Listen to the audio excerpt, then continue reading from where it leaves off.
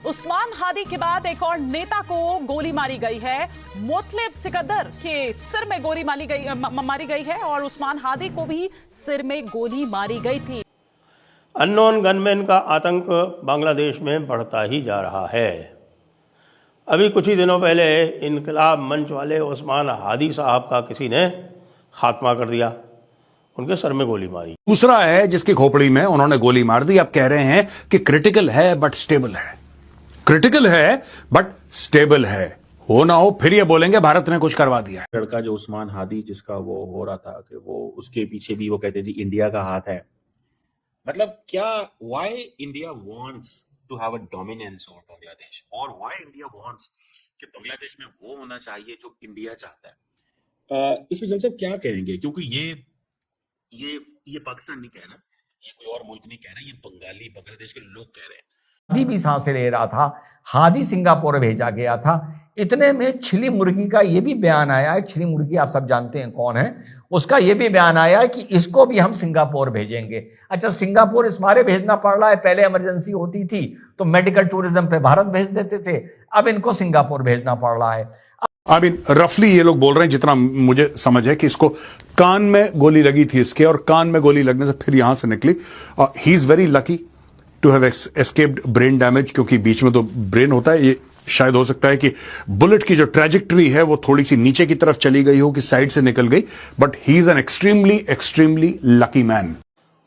तो फिर ये संदेह हुआ कि लगता है कि यूनुस मियाँ खुद ही करवा रहे हैं, क्योंकि ये इकबाल मंच वाले ये भी एक तरह से एनसीपी जो है, नेशनल सिटीजन्स पार्टी, जो नई यूनुस ने बनाई है, उसके सहयोगी ही लग रहे थे। बांग्लादेश में हिंसा और टारगेटेड किलिंग्स का दौर थमने का नाम नहीं ले रहा। अभी इनकलाब मंच के स्पोक्सपर्सन उस्मान हादी की हत्या पर सवाल उठ ही रहे थे कि अब एक और नई और शॉकिंग खबर सामने आ रही है। मीडिया रिपोर्ट्स के मुताबिक अब student led national citizen party यानी एनसीपी के सीनियर लीडर मोहम्मद मुताब सिकदार को निशाना बनाया गया है। खबर है कि खुलना डिस्ट्रिक्ट में अननोन गनमैन ने उनके ऊपर जानलेवा हमला किया और सीधा उन्हें सर में गोली मारी गई है। ये हमला सिर्फ एक इंडिविजुअल पर नहीं बल्कि उस पूरे मूवमेंट पर है जो बांग्लादेश में बदलाव की बात कर रहा था। मुतालिब सिकदार एनसीपी के लेबर ऑर्गेनाइजेशन के सेंट्रल फिगर माने जाते हैं और ये उनकी तरह शिकार होना बताता है कि वहाँ लॉ और ऑर्डर की स्थिति काफ़ी हद तक बिगड़ चुकी है। सवाल ये उठता है कि आखिर इन हमलों के पीछे है कौन? क्या ये पॉलिटिक्स वेंडेटा है या देश पर कोई अनार्की की तरफ धकेलने की साजिश है? उस्मान हादी के बाद मुतालिब सिकंदर एक पैटर्न साफ नज़र आ रहा है, जहाँ नए और इमर्जिंग लीडर्स को चुन चुनकर टारगेट किया जा रहा है। क्या बांग्लादेश एक नए सिविल वॉर की तरफ बढ़ रहा है? आज की वीडियो में हम इसी खूनी खेल और उसके पीछे हिडन प्लेयर्स को डिकोड करेंगे। स्वागत है आपका जियो भारत की एक नई वीडियो में।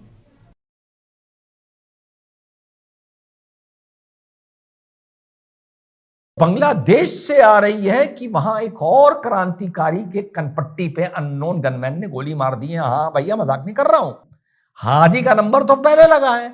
उसके बाद 22 दिसंबर की खबर है, मोहम्मद मुतालिब सिकदर, ये भी एक युवा नेता था जिसने शेख हसीना के खिलाफ बहुत बड़ा मोर्चा खोला था जब शेख हसीना बांग्लादेश छोड़ के भागी थी। और यह हुआ था कि अब एक नया निजाम आएगा, नए रिफॉर्म आएंगे, यहां खुशहाली आएगी, यहां अमन और चैन आएगा और तरक्की आएगी। बेटा, वो कहीं नहीं आ सकता, वो कभी नहीं आ सकता, तो यहां पर भी नहीं आ सकता। तो मोहम्मद मुतालिब सिकदर, जो नेशनल सिटीजन पार्टी एनसीपी का लेबर सेल का यूथ लीडर या यूथ प्रेसिडेंट था, उसकी कनपट्टी पर गोली मारी गई। ये पहले वाला ई रिक्शा से जा रहा था, ये शायद रिक्शा या साइकिल से जा रहा था।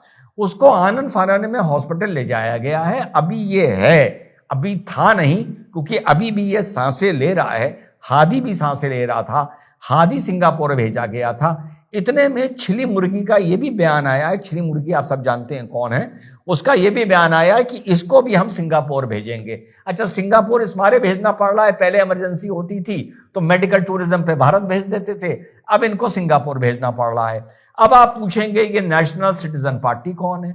इससे पहले मैं आगे बढ़ूं, आप परसों का मेरा एक वीडियो देखिए, उसके बाद 30 सेकंड आप लोगों को दिखाना चाहूंगा, फिर बात आगे बढ़ाते हैं। अब मेरी इंस्टिंक्ट ये कह रही है कि चुनाव को फिर से शायद पोस्टपोन करने के लिए लॉ एंड ऑर्डर के नाम पर और रिफॉर्म के नाम पर यह पूरा तमाशा अब क्रिएट किया जा रहा है। जी हाँ साथियों, अब इस मुद्दे पर थोड़ी देर में बात करते हैं। अब सवाल उठता है, ये नेशनल सिटीजन पार्टी क्या है?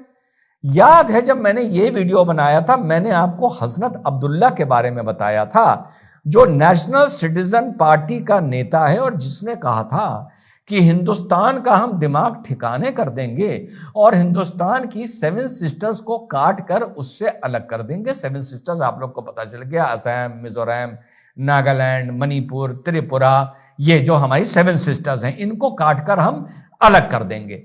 तो भैया ये भी एक शिकार हो गया है अननोन गनमैन का। जल साहब ये बताएं कि बांग्लादेश भारत से खफा है, और वो खफा ये है कि वो कहते हैं कि 1971 में, मैं अगले दिन एक रिपोर्ट देख रहा था, जो कि रिपोर्ट जो बेसिकली इंडिया की ही एक पार्लियामेंट्री कमेटी जो है, आई थिंक उसने जारी की, और उस रिपोर्ट में ये कहा गया कि जो बांग्लादेश है वो ये समझता है कि 1971 में इंडिया ने उनके साथ ज्यादती की है, और जिसमें इम्पोर्टेंट चीज़ ये है कि जो एक पूरा मुल्क बनाने में सारा कुछ किरदार अदा किया गया, चीज़ें की गई, और अभी एक नया लड़का जो उस्मान हादी जिसका वो हो रहा था कि वो उसके पीछे भी वो कहते जी इंडिया का हाथ है।